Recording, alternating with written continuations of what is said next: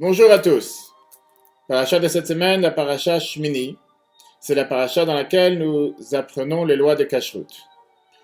Et la Torah nous donne différentes distinctions, différents symboles, comment reconnaître les animaux, les poissons et les oiseaux, kashers ou non kashers. Quand nous parlons des animaux, la Torah est très précise et nous donne ici deux symboles. Le symbole numéro 1, c'est que les animaux doivent être ruminants. Le symbole numéro 2, que les animaux doivent avoir un sabot fondu.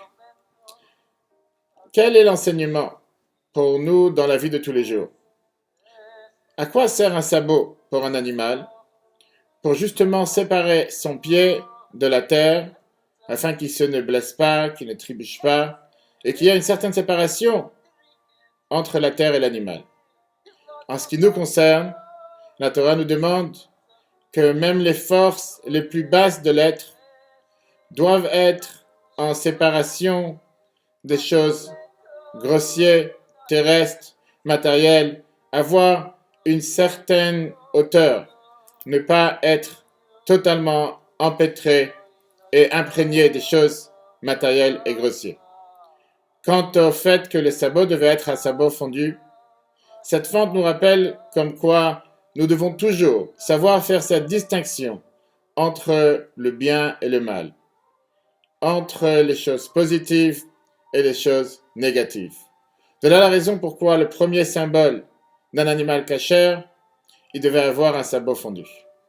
Le deuxième symbole qui devait être ruminant. L'enseignement pour chacun d'entre nous, c'est que dans la vie de tous les jours, on doit bien réfléchir avant de faire n'importe quelle action.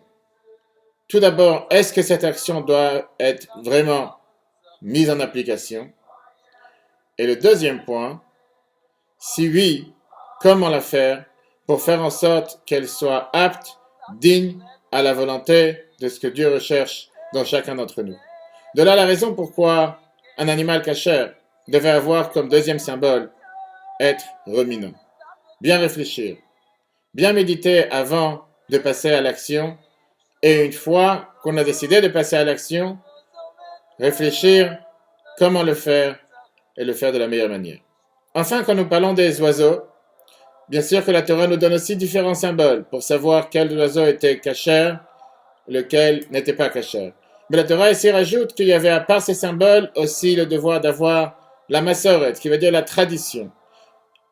Ne pas se suffire sur sa propre logique pour savoir si les symboles suffiraient de reconnaître s'il est kasher ou pas, mais aussi avoir cette tradition de génération en génération et s'appuyer sur ce que nos ancêtres de générations antécédentes nous ont enseigné pour savoir si on peut le consommer ou pas. Et dans ce mot tradition, il y a bien sûr aussi la même définition que l'attachement, s'attacher à nos maîtres, s'attacher aux tzadikim, s'attacher aux rabbis, pour savoir comment se comporter dans la vie de tous les jours.